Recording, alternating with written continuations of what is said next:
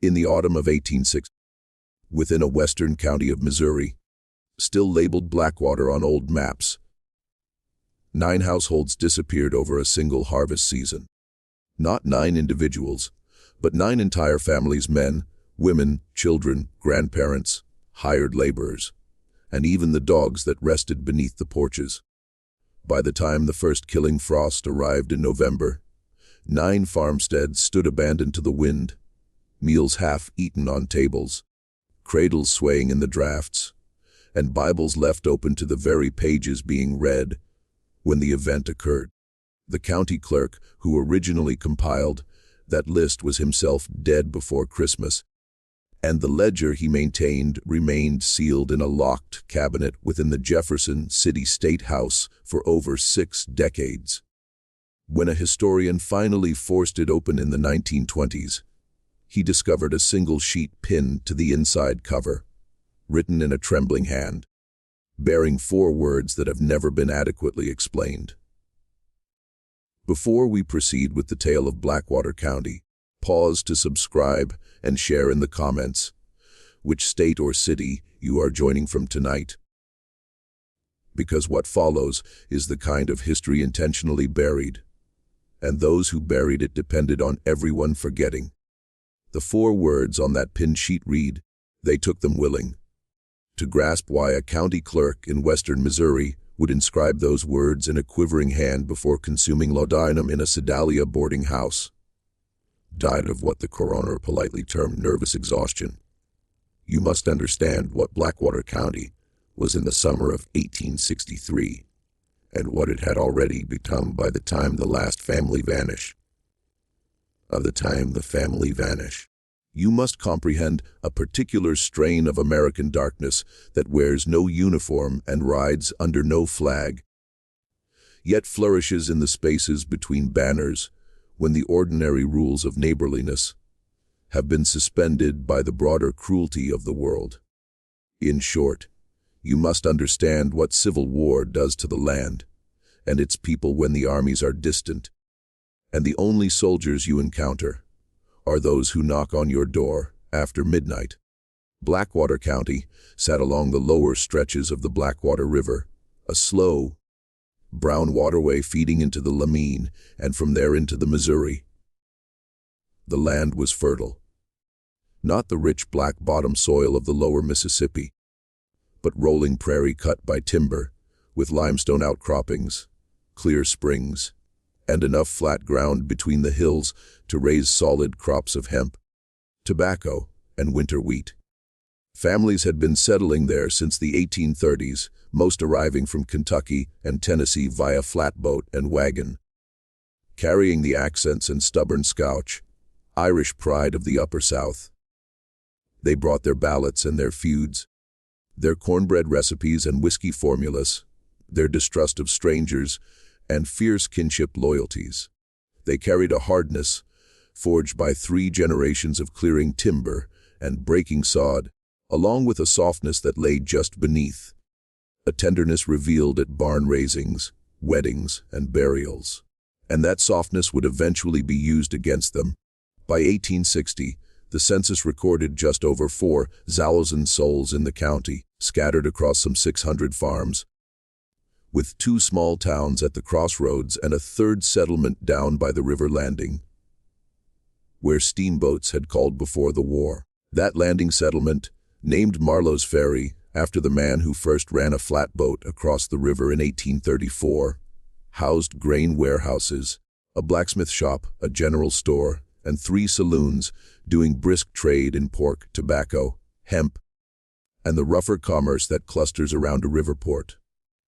Upstream, at the intersection of the old State Road and the Military Road, stood the county seat, New Salisbury, featuring a red brick courthouse built in 1851, a jail of hewn stone, a bank, 2 churches, and a row of clapboard storefronts facing the square. Everyone in the county visited New Salisbury at least twice a year, once to pay taxes and once for the fall circuit court. And everyone knew everyone else by sight, if not by name. The families there were not wealthy. A handful held enslaved people, typically 1 or 2 house servants and a field hand or 2. But most were plain farmers working their own land with their own hands and sons. They attended church on Sundays, at one of 4 little white-frame meeting houses, buried their dead in family plots on the back 40, and trusted their neighbors out of necessity. The nearest doctor was 11 miles away in fair weather, and 3 days distant in bad. If a child took fever at midnight, you didn't wait for the county physician. You rode to the nearest farmhouse and knocked, and the man who answered, regardless of politics, fatigue, or any grudge between your families, would take down his coat and ride back with you through the dark. That trust, that web of small loyalties between neighbors, was the first thing the war destroyed. Missouri in 1863 was not a battlefield in the manner of Virginia. There were no great armies marching in blue and gray lines, no Gettysburgs or Antietam's, no long fields of corpses laid out for photographers. Instead, there was something older, more intimate, and far more terrible, a war of neighbor against neighbor. Of the boy who had kissed your daughter last spring now, riding up your lane with a pistol and a grudge. Of the man who helped raise your barn in '59, now informing on your husband to the Home Guard. The state had officially declared for the Union. But in the western counties, where the Missouri River bent south toward Kansas, loyalties split down the middle of every family and congregation. Brothers rode for opposing sides, fathers disowned sons, wives denounced husbands from the pulpit, and old men who had voted Whig, Democrat. And no, nothing in their long lives now voted with their rifles. Not always for the side their neighbors expected.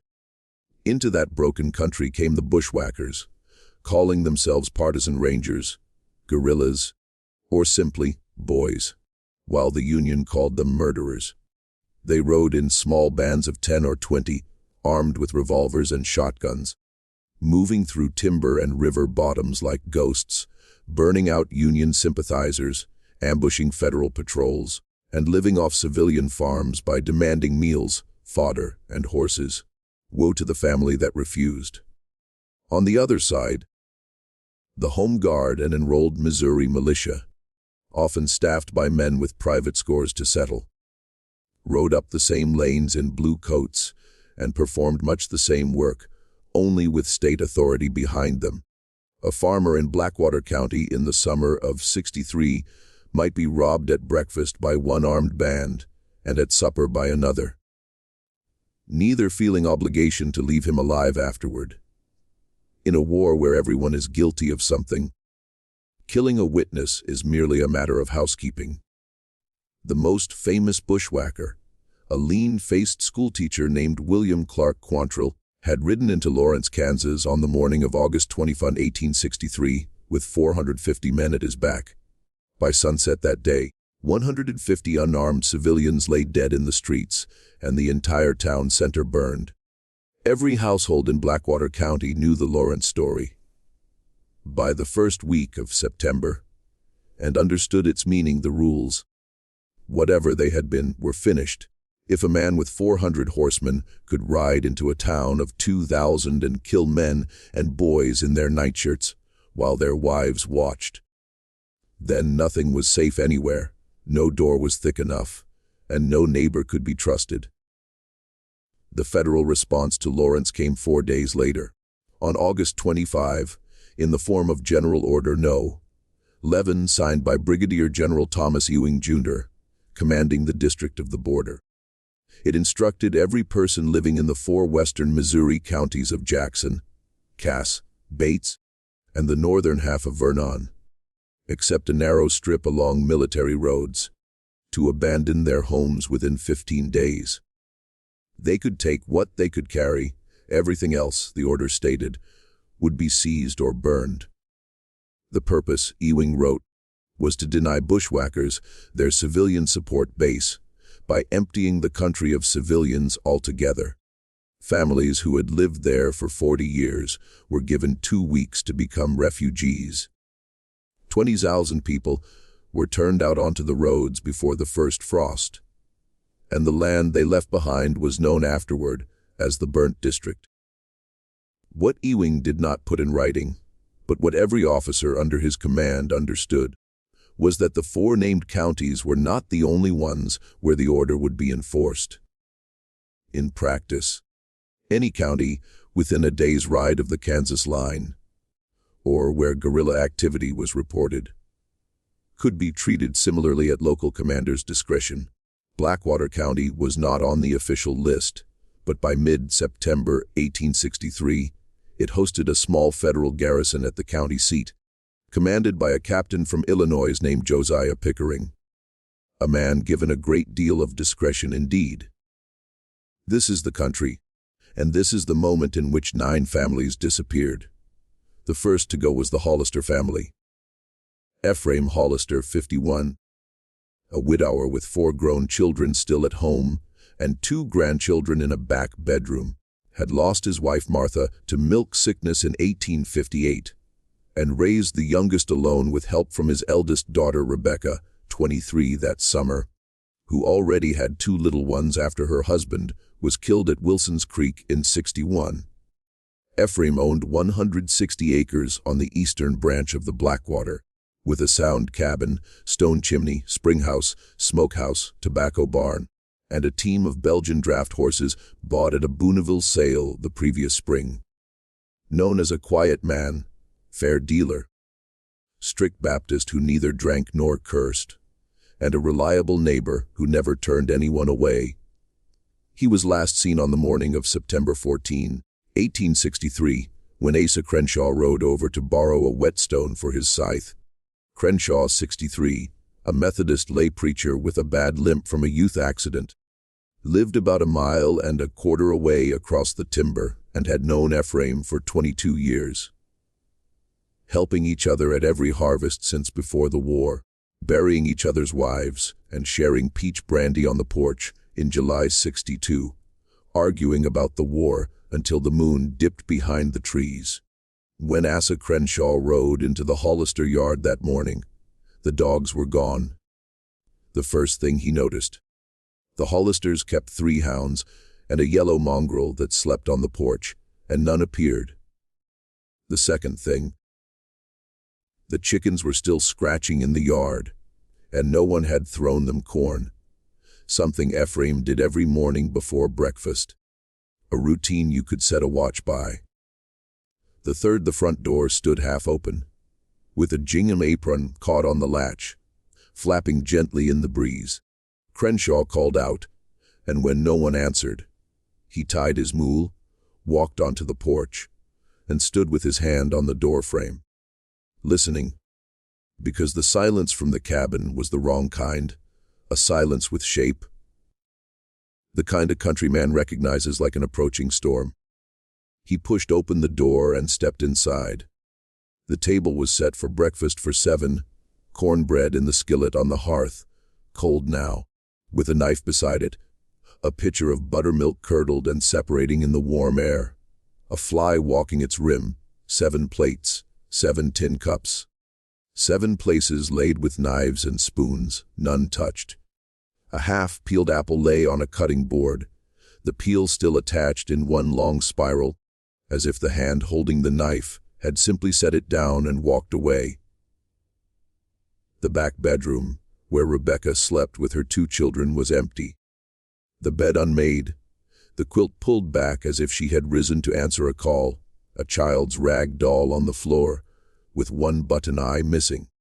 The loft where the 3 sons slept was empty, a clean shirt folded on the bed as if about to be put on.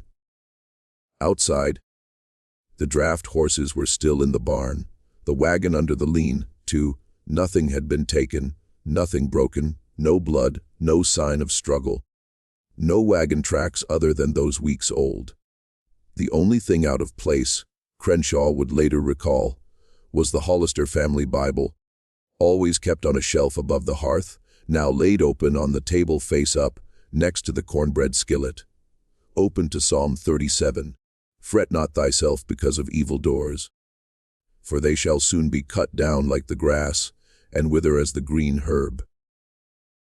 Crenshaw rode to the county seat that afternoon and reported the Hollisters missing to Sheriff Reuben Vaughn, a tired man trying to hold the county together with bare hands since the war started. Vaughn rode out the next morning with 2 deputies and found exactly what Crenshaw described. He wrote a brief report, filed it with the county clerk, looked at the open Bible for a long time, closed it gently, returned it to its shelf, and stood on the porch in the cool September air, feeling for the first time in his 11 years as sheriff a fear unrelated to bullets or blades. A fear of absence of sound, of 7 untouched place settings, but because there was a war on, and because men and women disappeared in Missouri every week in 1863 for 100 reasons, he did what any sheriff would. He put the Hollister case at the back of a drawer and waited to see if anyone returned. No one did. 6 days later, on September 20, the Tillman family vanished. 8 people, including a 74-year-old grandmother bedridden for 3 years with crippling arthritis that made her cry out whenever moved. Their cabin was found just as the Hollisters' a supper of beans, ham, and cornbread gone cold in the pot. Beds unmade, clothes in the press, livestock hungry but alive, no blood, no tracks, no sign. The grandmother, Eliza Tillman, who had not walked since the winter of '60, was gone from her bed with covers turned back, and her wooden cane still leaning against the wall. Whoever took her carried her out so gently that her little glass of laudanum on the bedside table had not even spilled. 4 days later, on September 24, the Lamb family vanished, 9 people. The Lamb girl, Sarah, engaged to a boy from the next county, had her wedding dress laid out on her bed, finished and pinned, ready for the final fitting, with a small bouquet of pressed flowers tied with a blue ribbon on the pillow beside it. Her betrothed, a young farmer named Caleb Renfro, from across the river, rode over when he heard the news and sat on the edge of her bed for 2 hours without moving.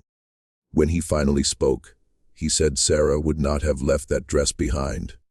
Not for the devil. Not for anything.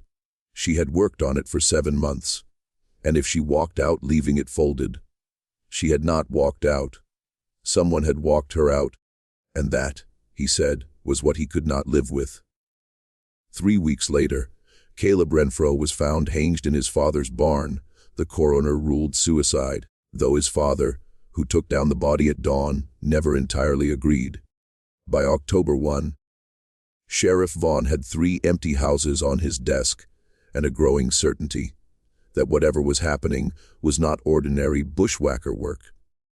Bushwhackers took horses' food and revenge, not entire families leaving horses behind, not grandmothers who could not walk, and certainly not so quietly that no one within 3 miles heard a single gunshot or scream. The Lamb farm lay within 800 yards of the Crenshaw place, and Asa Crenshaw had been awake all night with a sick calf, hearing nothing but once, around 2 a.m., the faint squeak of a wagon axle on the river road, which he thought was a neighbor driving home late. On October 3, Vaughan rode to the federal garrison and asked Captain Josiah Pickering for help. Pickering, a thin man of 34 with sharp features, a close, cropped beard, an Illinois accent, and a habit of cleaning his fingernails with a penknife while others spoke, listened with professional concern, asked quiet questions about farm locations and whether the missing families had harbored guerrilla sympathies. When Vaughn said they had not, Pickering nodded thoughtfully, wrote in a small leather notebook, and told the sheriff the disappearances were almost certainly guerrilla work from the Lamine Bottoms, and that the garrison had neither the men nor orders to investigate civilian disappearances in an active war zone. Vaughn should go home and tend to the living.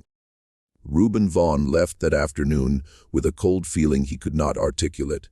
20 years later, on his deathbed near St. Louis, he would try to explain to his grandson, failing, but the grandson wrote it down as best He. It was the feeling of speaking to a man who already knew the answers, and was waiting politely for you to stop asking, and of being measured like a pig at market by eyes that had already decided your price. In the weeks that followed, as the Missouri sky shifted from hot September blue to October's flat pewter, and the first hard frosts came from the north, 6 more families vanished. The Corbins Zever 5 people, October 11, from a cabin near Sugar Creek. The Osgoods Zever 7 people, October 17, from a fine 2-story clapboard house with a library of 40 books and a rosewood piano played every evening. The McCaskills, 11 counting 2 hired hands, October 24, from a working farm with a dairy herd still lowing the next morning. The Grizzlies Zezus 4 people, November 19, the Wagners 6 people, November 8, and finally, on November 15, 1863, the Beaumonts 10 people, the largest household, from a cabin less than 2 miles from the federal garrison. 9 households, 67 people.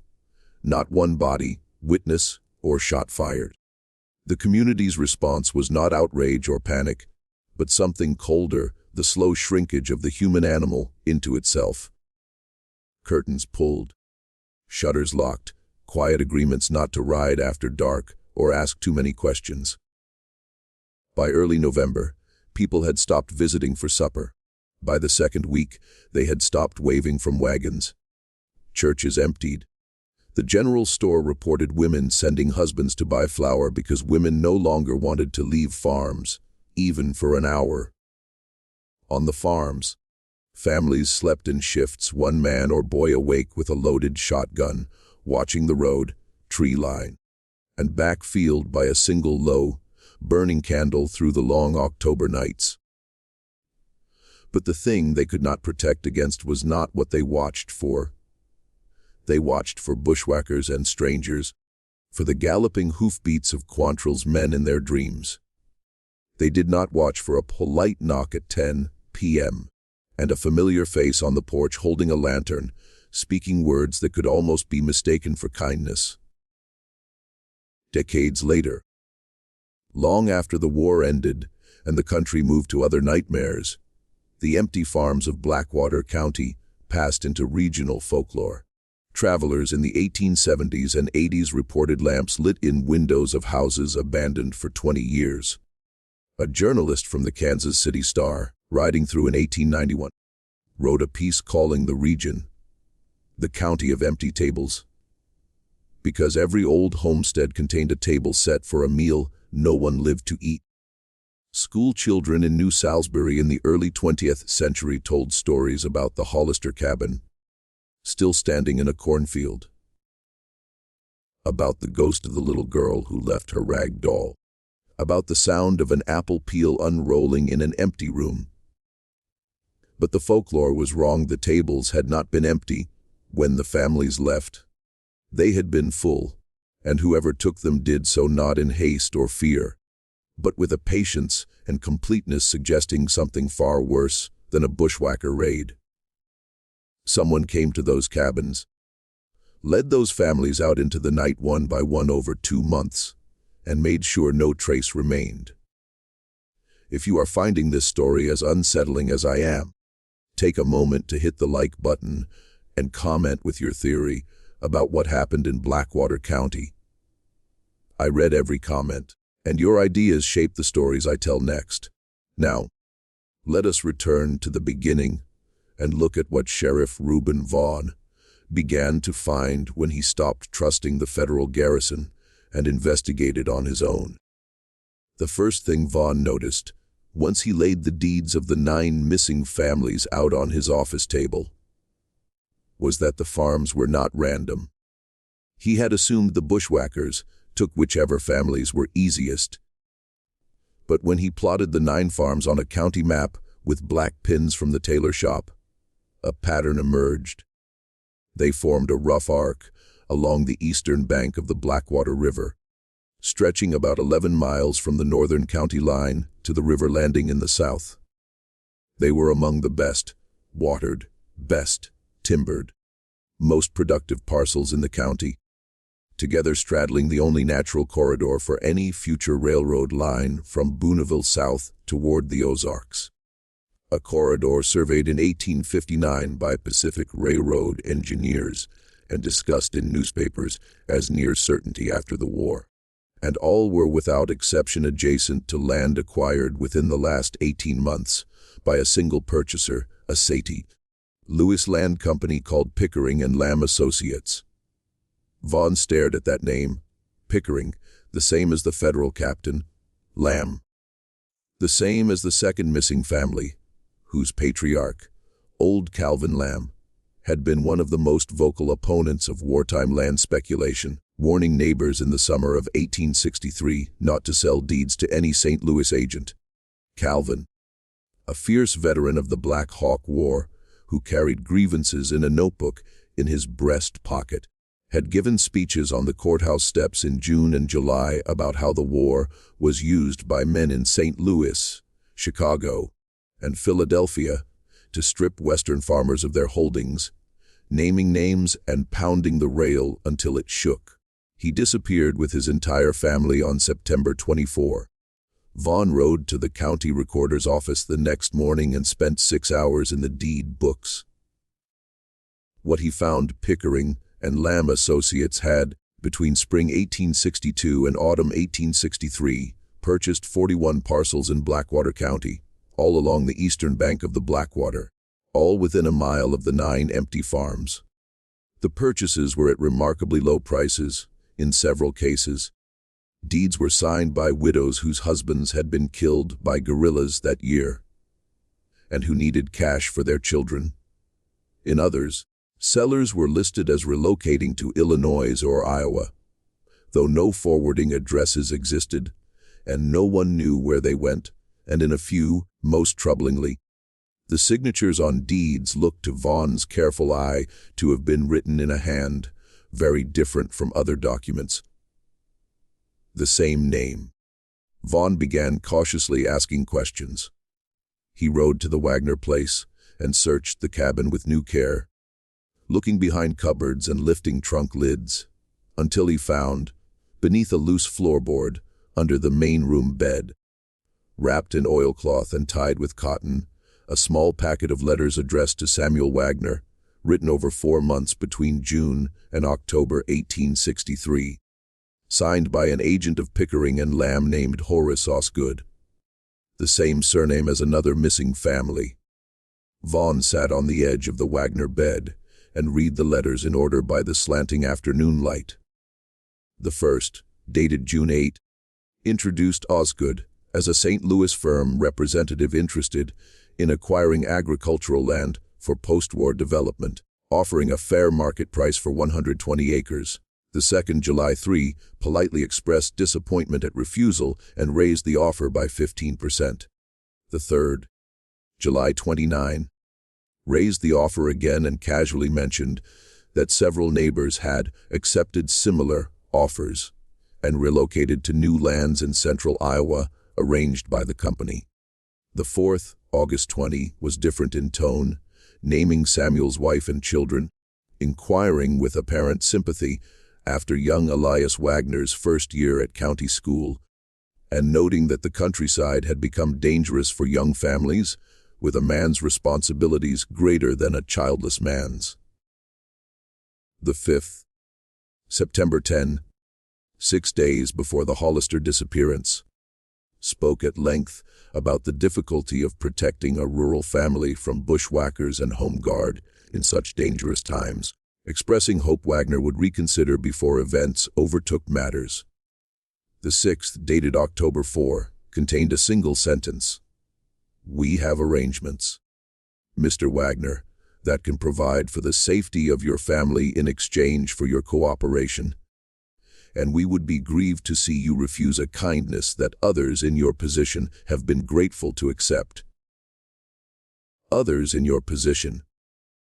Vaughn rode back to town with the letters and, that night in his room above the dry goods store, began to understand, or a version of it, enough to get him killed. Some missing families, he reasoned, had been coerced, told bushwhackers or federal troops were coming. offered safe passage out in exchange for signing deeds. They left at night with an escort, promised new land in Illinois or Iowa. Whether they made it was another question, but at least some walked out willing, believing they were being saved.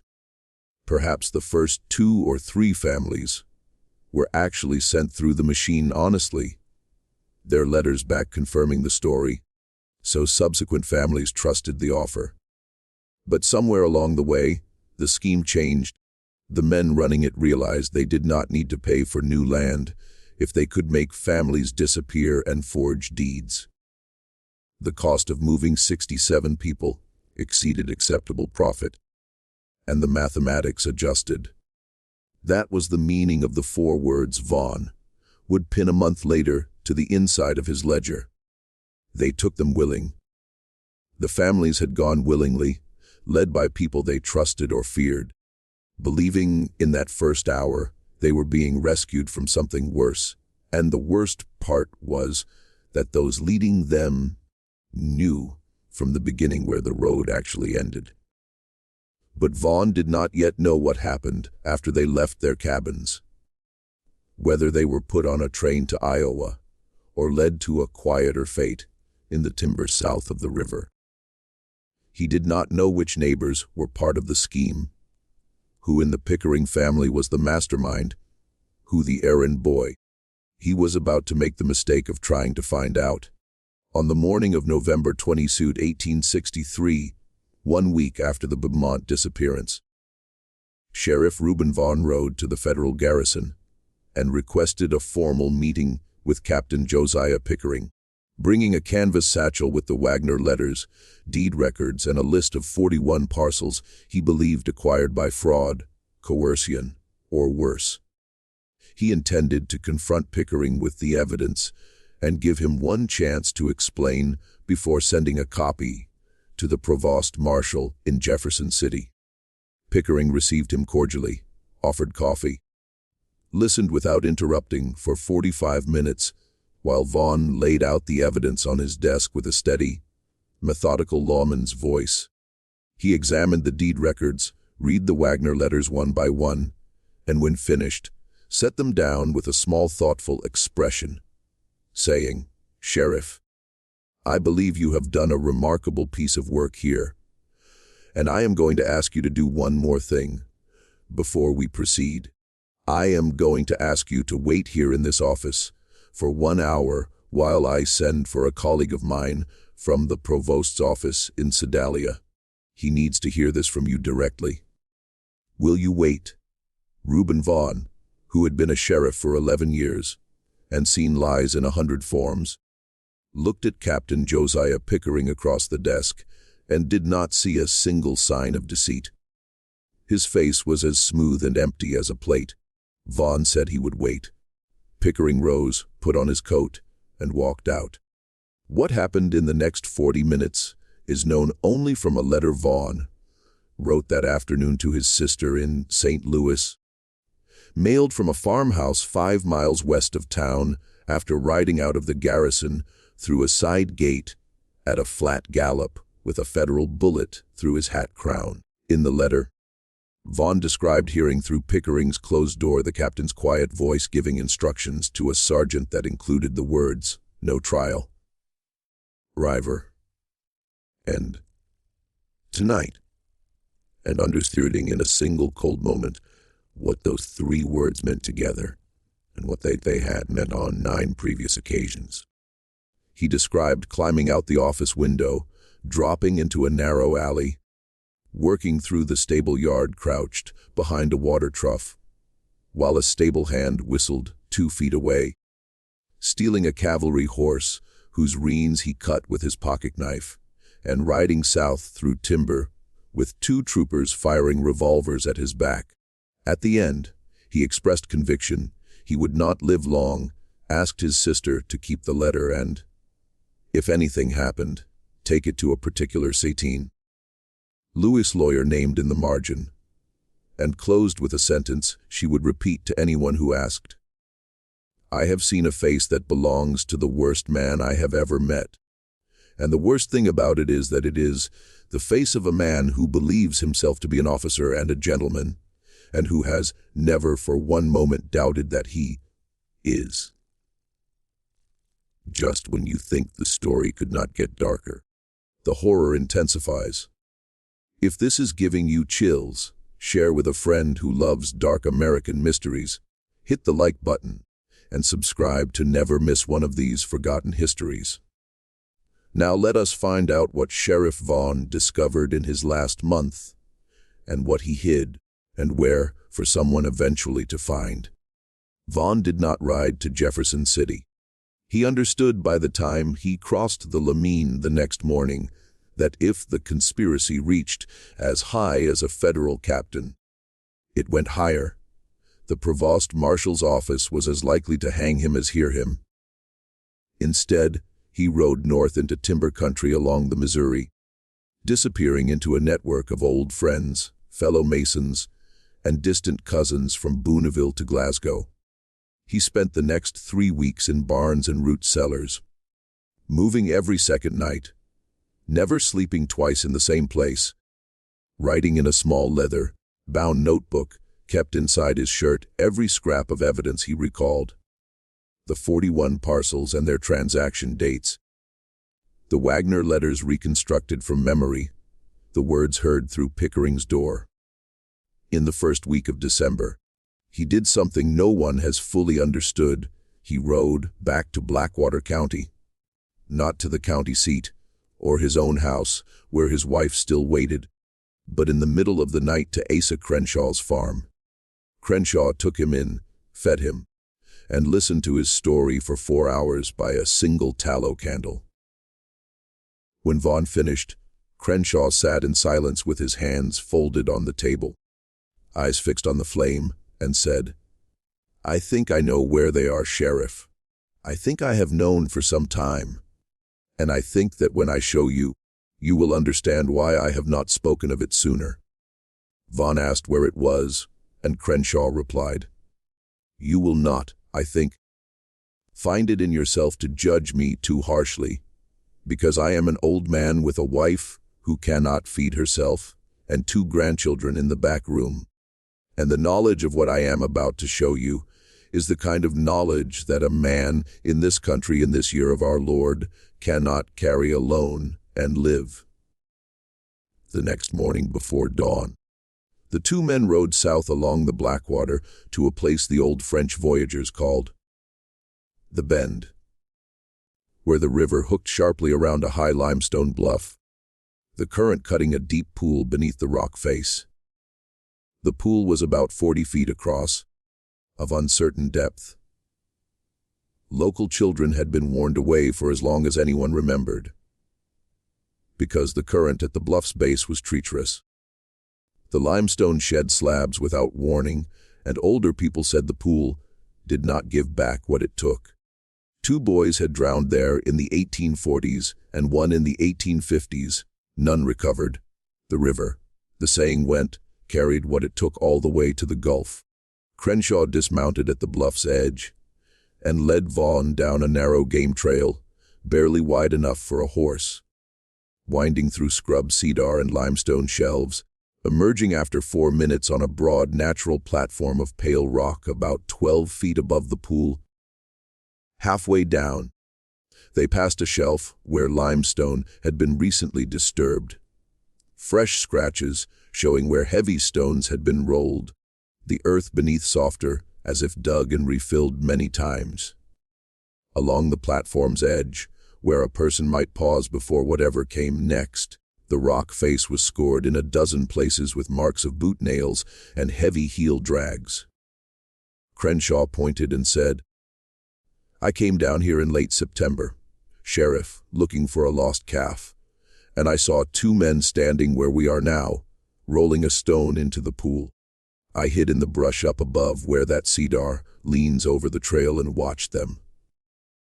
They were strong men, working in their shirt sleeves, and the stone they rolled was the size of a whiskey barrel by red, and it went into the water with a sound I have not been able to get out of my dreams since.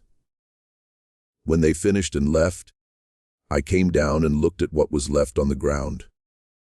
What was left was a child's shoe. A girl's shoe, brown leather with a small brass buckle. It was the shoe of Ephraim Hollister's granddaughter. I had seen her wear it at the camp meeting in August. I picked it up, took it home, and have it still hidden behind the loose board in my spring house, where my wife will not find it. I have not spoken of it in 3 months, because I have a wife and 2 grandchildren of my own, and a good Methodist knowledge of what this country has become. I was afraid. God forgive me, Sheriff. I was afraid. Vaughn stood on the shelf. Looking down at the dark water, the morning mist lay on the pool in thin gray ribbons. A single crow called from above, and the water was so still he could see his own face, looking back from a great depth. He asked Crenshaw how many times he thought the stones had been rolled. Crenshaw could not be sure, but the earth disturbance suggested many separate occasions over the weeks. Perhaps 1 visit per family, perhaps 2 for larger ones. Vaughn asked if he recognized the 2 men. Crenshaw said yes. One was Horace Osgood, the land agent. The other was a sergeant from the federal garrison. Luther Pickering, the captain's cousin. Vaughn wrote the names in his notebook, and they rode back in silence. That night in the preacher's barn, Vaughn copied every page into a second ledger. A larger one Crenshaw had kept for farm accounts, never more than half filled. Working by a single lantern hung from a beam, writing for 6 hours. When finished, he pinned to the inside cover a sheet of paper on which he wrote, in a hand already beginning to shake, 4 words. They took them willing. He did not mean the families had gone willing to their deaths. He meant they had gone willing out of their cabins believing they were being saved, and that was the worst part. They had trusted their killers, and their killers used that trust as the instrument of the killing. He meant that a betrayal of that depth had no adequate name in American law, as he had practiced it for 11 years. He gave the ledger to Asa Crenshaw, asking him to hide it where no one would find it until the war ended and the country came to its senses. Crenshaw wrapped it in double oilcloth, tied it with hemp cord, and buried it beneath the packed earth floor of his root cellar, in a corner behind barrels of smoked pork, under a stone marked on its underside with a small cross in candle suit. In the morning, Reuben Vaughn rode east toward Jefferson City for the second time, intending to place the original notebook and his sworn testimony into the governor's hands personally. He never arrived. On December 19, 1863, his body was found in a creek bed about 40 miles east of Blackwater County, with 2 pistol balls in the back of his head. The official report listed cause as murder by persons unknown, probably bushwhackers. His horse was never recovered, his saddlebags empty, the notebook gone. His widow received a brief condolence from the provost marshal's office, along with his watch found in his vest pocket and his wedding ring cut from his finger, returned in a paper envelope without explanation. The county clerk, Elijah Redfern, who had helped Vaughn compile the original missing family's ledger, heard of the sheriff's death on the morning of December 22. He spent that afternoon going through the papers. Vaughn had left in his desk, finding enough to understand in outline what his friend had uncovered and what it cost him. 2 days later, on Christmas Eve, Redfern took the coach to Sedalia, rented a room at a boarding house on Ohio Avenue, wrote a summary of everything he knew in the margins of his personal copy of the county's missing persons register, pinned to its inside cover the same 4 words. They took them willing.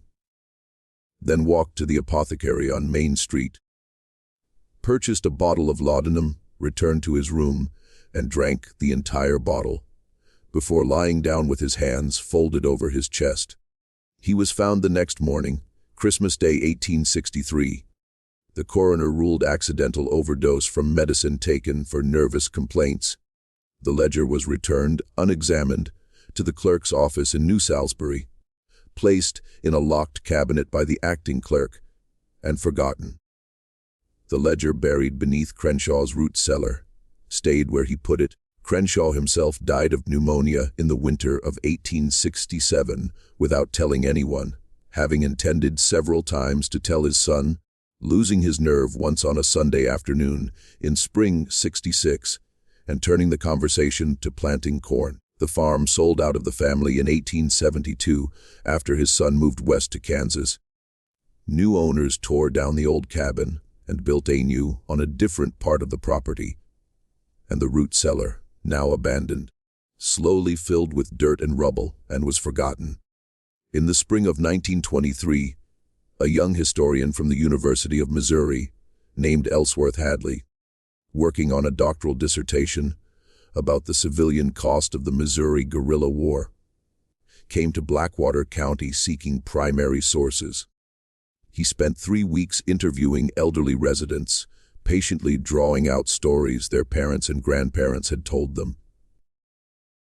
In those interviews, he heard from the granddaughter of Asa Crenshaw a story her grandmother had whispered on her deathbed about a sheriff who came to the farm one night in the winter of '63 and left something important buried in the old root cellar before riding east to die.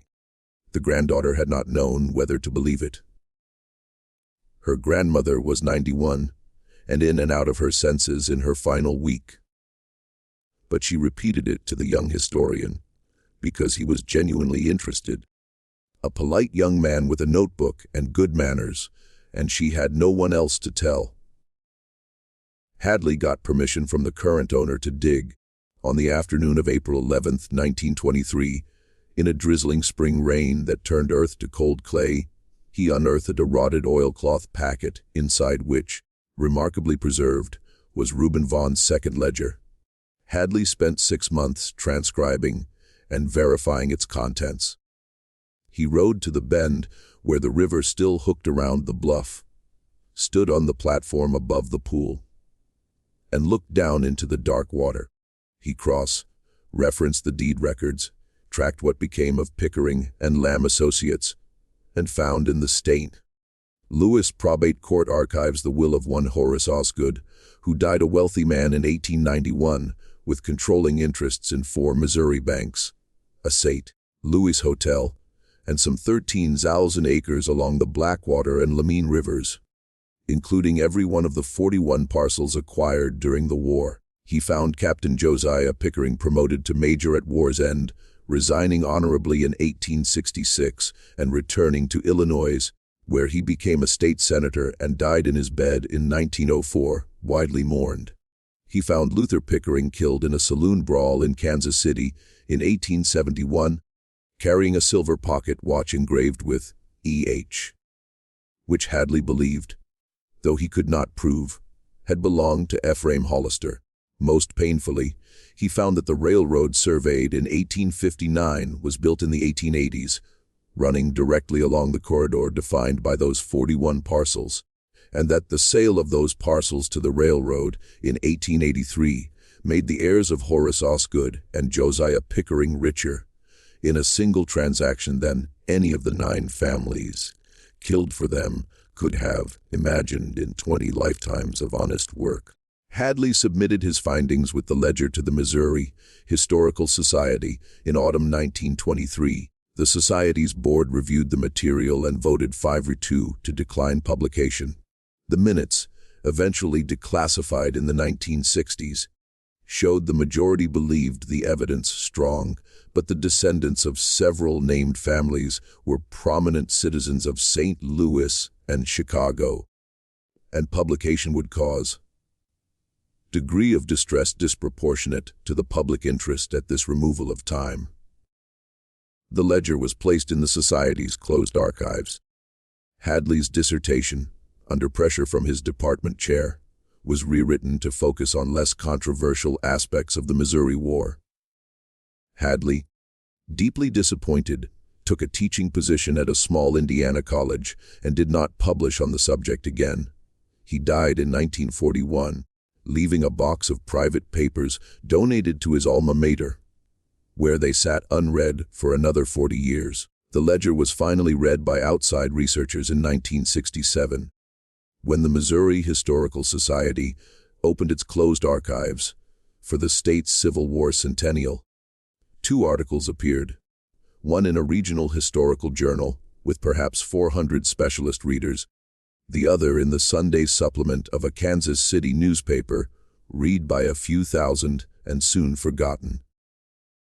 The descendants of the Pickering and Osgood families, scattered across 4 states and generations, were never publicly named.